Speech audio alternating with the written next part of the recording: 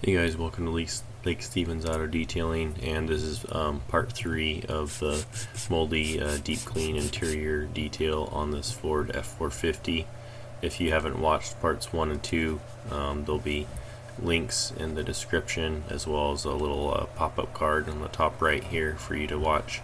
Go ahead and check out part 1 and 2 if you haven't done so, and then watch part 3. This is the final part in this 3-part series here where I'm scrubbing clean, killing off the mold, and just doing a complete interior detail on this truck to get it back to about new condition. So thanks for tuning in here. This center console area with the cup holders and stuff was fairly dirty. There was some mold growing in between the cup holder areas on the little ridges and stuff. Any areas where the cup holders, like any of the bottom pieces, if they'd come out, what I do is take those out and then do a deep clean on those, and any little plastic trays and things that would be able to get removed, I would pull those out. It's just a lot easier to be more thorough in cleaning top to bottom, as well as cleaning those plastic pieces that come out. You always do a better job when you're able to remove them, so if they do come out, then I do take them out. It just takes another minute or two, and the quality of the job is a lot better. So that's the way I like to go. Curious if you guys pull those out when you're doing a detail on your own vehicle or a customer's car. I guess it depends on how dirty the overall vehicle is, but do you guys typically pull those out or not? Let me know in the comments below.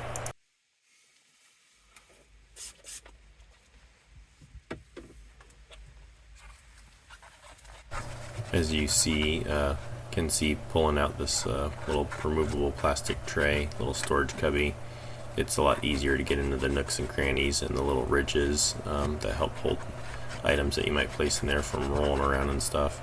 It's a lot easier to be able to see what you're cleaning and get all the sides, tops and bottoms and everything, get everything as clean as you possibly can. So I like pulling those pieces out and scrubbing them clean. It just makes for a better quality end result.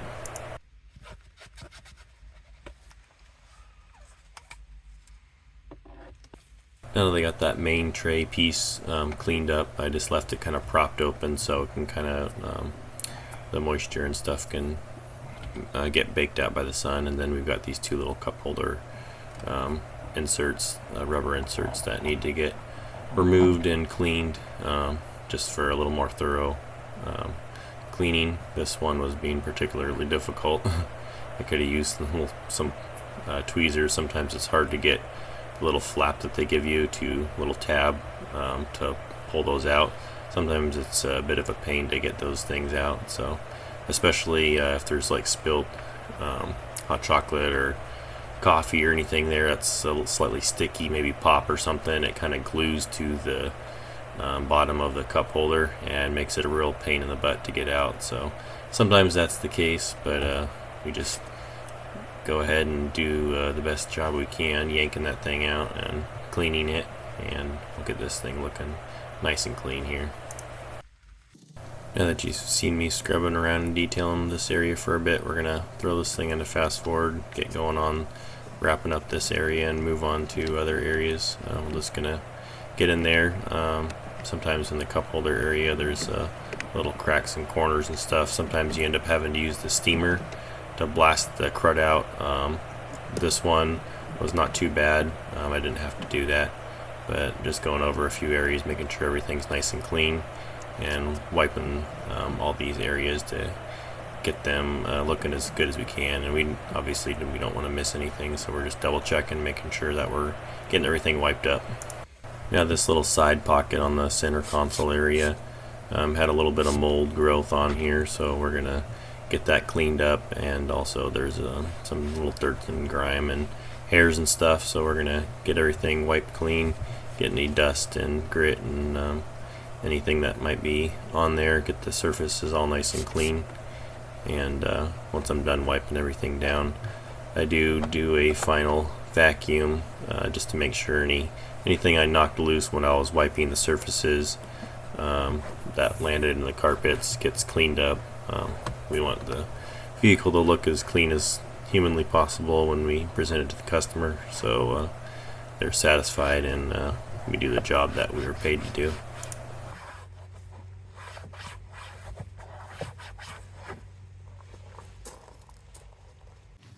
These rear seats were probably one of the cleanest parts on the vehicle, so they just needed a quick wipe down, getting into the cracks and stuff. Some of the areas where there was stitching and stuff, there was crumbs and little dirt and stuff in there, so I had to spend a little bit of time making sure to work that out of the little cracks and crevices. But it wasn't too bad, nothing like the front seats where there was a bunch of junk on there. So we're just gonna get these things wiped up here. Here I'm just testing to see how hot the leather is from being in the sun and stuff, just making sure that it's not gonna bake the chemical onto the leather. We don't want to cause any issues with scorching or burning the chemical, but as long as it doesn't feel real hot to the touch, it's good to use, and we'll get this thing cleaned up and wiped up nicely here. I'm curious what you guys prefer for seat material, not just for cleaning but for your own personal vehicle. Do you guys like leather? Do you like vinyl? Do you like cloth, or some sort of hybrid leather material? I think I'd prefer leather for all vehicles. It's definitely more expensive to opt that way, but it's a lot easier to clean and maintain, and as long as you stay on top of taking care of your leather seats, they'll last for many years. There's no problem there, and they don't suck in a bunch of like dirt and stains as badly as cloth seats. A lot of times when you hit it with the drill brush on a cloth seat, you can see the dust just billowing out if the vehicle's been neglected or hasn't ever really been detailed. And with the leather seats, you can just do a nice deep scrub and wipe, and they're nice and clean. So not having a porous surface for a seat, I think, is definitely advantageous. One of my favorite deep clean tools is a toothbrush, and I like getting it into the little cracks and crevices. There's lots of areas on the center console, in the seats, and just in different areas where it's hard to reach to get in to clean everything completely.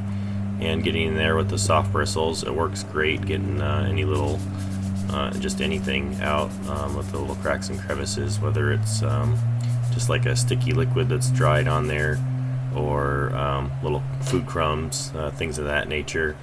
Just pre-wet it with some interior cleaner, and it scrubs right out, and then you can just wipe the cracks, and they look way better than if you don't do that. Another tip before you wipe down the interior parts, leather seats including, or anything that's got kind of stuck crevices, if you use an air blower or tornador and kind of push apart the cracks like on the seat in between the stitching, if you blow some of that junk out, that can help speed up your process for cleaning, whether you use a toothbrush or another small intricate tool to scrub in there.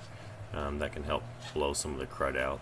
So that's just one of the tools that I like to use to help kind of speed up my interior detailing process. As you can see behind the seats, I've got all the tools and items that are removed from the interior of the truck organized just how I pulled them out. Organized like all the glove box items are in one pile in the top right corner, and anything in the rear seat access area or behind the rear seat is in the very back, and just keeping things organized so the customer is able to find their personal belongings and tools back where when I pulled them out they're in the right location. So just trying to stay organized and keep everything how it's supposed to be. Now I'm just doing a rinse and repeat on the other seat. We're going to spray it down, get it scrubbed up with the toothbrush as needed, and just do a nice deep clean on the seat, get it all cleaned up, make it look how it's supposed to, and then we'll move on to the next process here.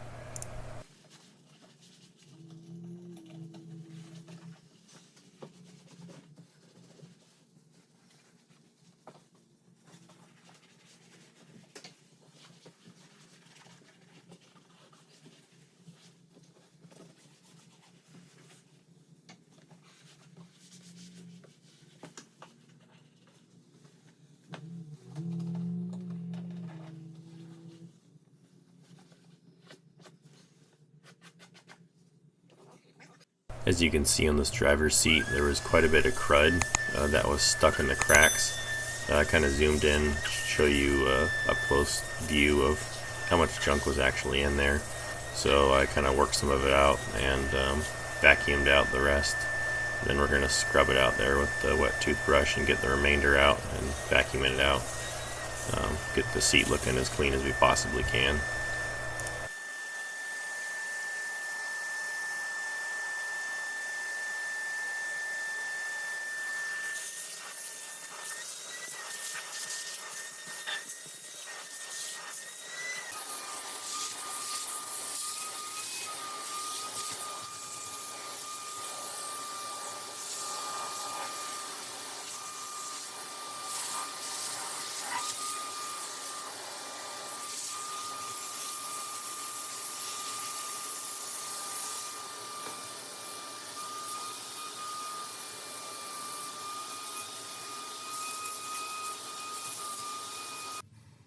Yeah, the sun was out in full force, so I kind of blocked off with some different items to kind of block some of the sun off from the dashboard and from the surface getting too hot. I don't like to be spraying chemicals on the dashboard and things when it's getting real toasty, so I'm just trying to keep things shaded and keep the temperatures down for keeping everything nice and clean.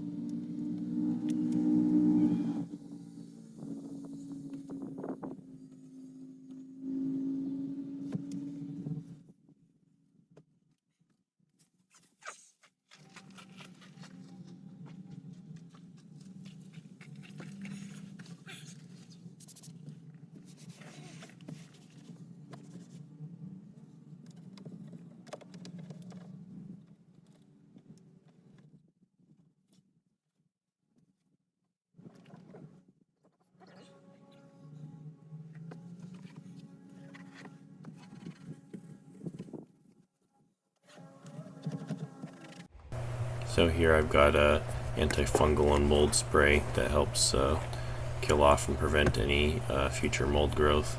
And so I'm going to go ahead and spray down the entire carpet area, the floor mats, and any other areas that we need it to just try to keep any future mold growth at bay. And we'll just get this thing wrapped up. There's not too much more to go here. We'll get the seats back in there and get everything finalized here. So there's not too much more to go. There was some mold growth underneath the heater blower motor area. I didn't get that on camera, but that was one area where I did have to clean and treat. But we're going to go ahead and spray all those carpet areas down, and we'll be wrapping things up here.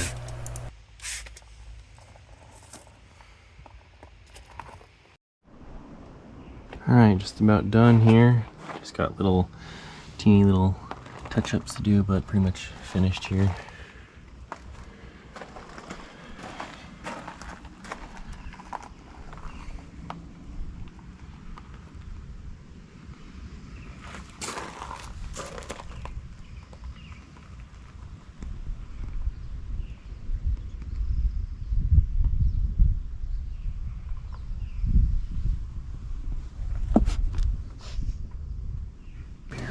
See underneath there, nice and clean. Just a couple little things here, blow in.